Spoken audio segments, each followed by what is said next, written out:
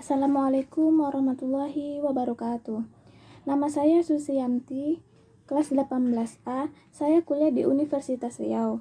Nah, di sini saya akan membuat sebuah video yang akan diupload ke YouTube untuk memenuhi tugas ujian akhir semester.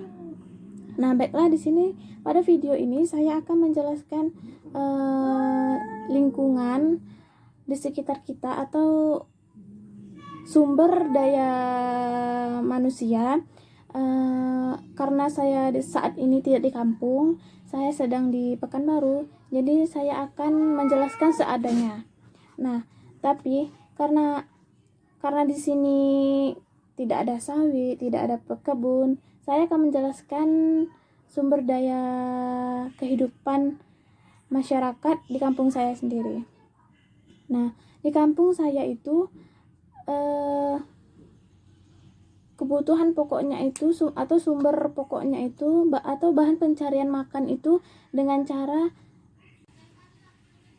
Nah, di sana juga terdapat perairan atau sungai. Jadi dibilang sungai dia tidak terlalu kecil, dibilang besar dia tidak terlalu besar.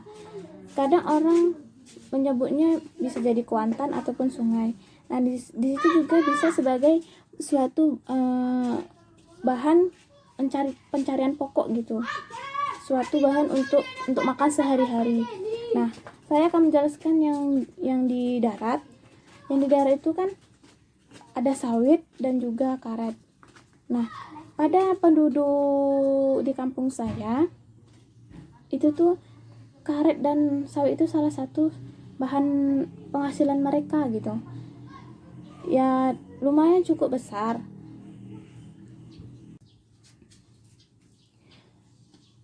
Baik, di sana juga terdapat karet. Nah, karet di sana harganya saat ini sedang murah, dan sawit saat ini sedang naik harganya, tetapi buahnya sedikit karena biasanya kalau sawit buahnya sedikit harganya naik. Nah, kalau biasanya sawitnya itu menghasilkan banyak, harganya tuh menjadi sedikit. Nah, kalau di kampung saya juga ada kayak jangkos gitu. Nah, jangkos itu biasanya kadang dipergunakan untuk sebagai pupuk sawit ataupun bisa sayuran, dan juga bisa bukan dipelihara, maksudnya tuh bisa dimanfaatkan tumbuh jamur gitu. Jadi yang diambil tuh jamurnya. Nah, selanjutnya yang di perairan itu biasanya di kampung saya itu mencari ikan, bisa dijual ke pasar karena nggak jauh dari pasar gitu. Nah, terus kayak di sana juga mencari tambang emas yang ilegal gitu, bukan yang resmi. Nah, di sana juga salah satu sebagai pencarian pokok mereka gitu, karena di sana susah sekali untuk bekerja. Nah, makanya mereka pergunakan mencari tambang emas yang ilegal. Tapi saya nggak tahu lah kalau seandainya mencari tambang emas itu atau merusak sungai atau tidak tuh saya kurang tahu. Nah, tapi biasanya mereka tuh mencari tambang emas itu bukan di tempat yang selalu orang mencari ikan gitu. Jadi tidak ada yang dirusak. Dan masyarakat di situ pun bisa mencari ikan. Oke, saya lanjut lagi ya. Untuk penjelasan yang sawit dan karet tadi. Nah, sawit itu manfaatnya sangat banyak. Tidak untuk di kampung saya saja, untuk seluruh di Indonesia ini. Nah, sawit itu bisa dimanfaatkan sebagai minyak, bisa menjadi minyak makan.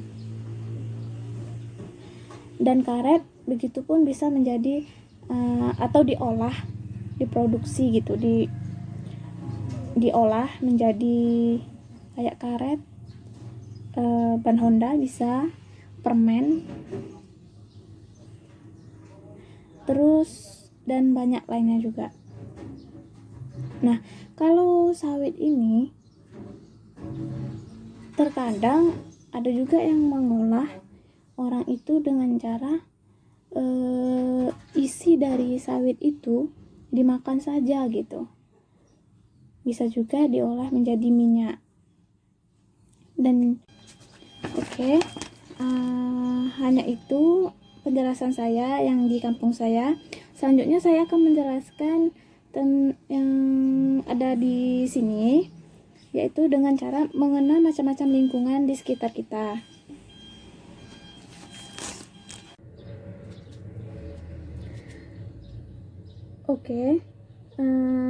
Itu tadi penjelasan dari saya yang di kampung saya.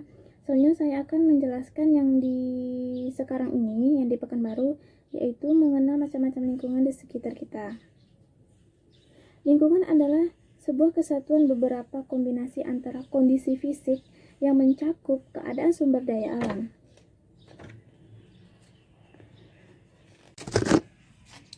Seperti tanah, air, energi surya, mineral, serta flora dan fauna. Di Indonesia kerap disebut dan dimaknai sebagai lingkungan hidup, sebagai ruang untuk hidup dan beraktivitas. Jika kita lihat sekarang ini, lingkungan di sekitar kita secara umum dibagi menjadi yang pertama, yaitu lingkungan fisik. Lingkungan fisik adalah lingkungan yang berupa alam di sekitar yang melihat tumbuh-tumbuhan, hewan, keadaan tanah, keadaan musim, gas cair, padat, dan lain-lain. Lingkungan fisik ini juga akan memberikan pengaruh yang kuat dan turut mewarnai perkembangan seorang individu. Contohnya seperti daerah pegunungan akan memberikan pengaruh dibanding dengan seseorang yang lahir dan tumbuh di daerah pantai, karena di pegunungan itu adalah suatu keadaan yang tinggi, yang memang suhunya itu sangat dingin sekali. Dan di sana juga di gunung juga biasanya tuh airnya tuh sangat jernih, banyaknya suhu. Yang kedua yaitu lingkungan sosial. Lingkungan ini dimana di dalamnya terjadi interaksi antara individu satu insan dan insan lainnya, saling berhubungan dalam wadah yang disebut masyarakat.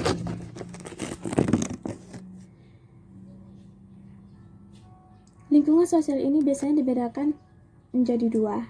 Yang pertama yaitu lingkungan sosial primer. Lingkungan sosial di mana terdapat hubungan yang erat antar anggota satu dengan anggota lain. Anggota satu saling mengenal dengan baik. Yang kedua yaitu lingkungan sosial sekunder. Lingkungan sosial yang berhubungan anggota satu dengan anggota lain agak longgar. Yang ketiga yaitu lingkungan budaya. Lingkungan ini dihasilkan oleh manusia, baik berupa kendaraan maupun spiritual yang bersifat sakral. Contoh, lingkungan budaya ini seperti masjid, gereja, sekolah, ilmu pengetahuan, nilai-nilai, dan lain-lain. Ilmu pengetahuan dan lingkungan kebudayaan merupakan keseluruhan yang kompleks, yang meliputi pengetahuan, kesenian, hukum, moral, adat istiadat, dan kebiasaan yang diperoleh oleh manusia sebagai anggota masyarakat. Yang keempat yaitu lingkungan dalam. Adalah segala sesuatu yang termasuk lingkungan luar atau berupa makanan dan air yang telah berada di dalam pembuluh-pembuluh darah atau di dalam cairan limpa. Mereka saling mempengaruhi tiap-tiap sel di dalam tubuh. Yang terakhir yaitu yang kelima, lingkungan spiritual. Lingkungan yang berupa agama, keyakinan yang dianut di masyarakat sekitar, dan ide-ide yang muncul dalam masyarakat. Lingkungan semakin lama semakin rusak dan tercemar akibat daripada kegiatan dan aktivitas. Pengelolaan sebuah lingkungan yang terpadu dan berkelanjutan seakan menjadi sebuah hal yang sulit untuk direalisasikan dalam kehidupan nyata akibat dari kesibukan dan pekerjaan-pekerjaan. Nah, Baiklah, mungkin hanya itu saja yang dapat saya jelaskan dari lingkungan atau penghasilan di kampung saya dan yang di sekarang ini. Mungkin lingkungan tersebut sangat dekat dengan kita gitu, sangat dekat sekali bahkan. Maka dari itu kita harus bisa saling toleransi atau menghargai satu sama lain. Nah, baiklah, mungkin hanya itu yang dapat saya jelaskan. Lebih dan kurangnya saya mohon maaf. Assalamualaikum warahmatullahi wabarakatuh.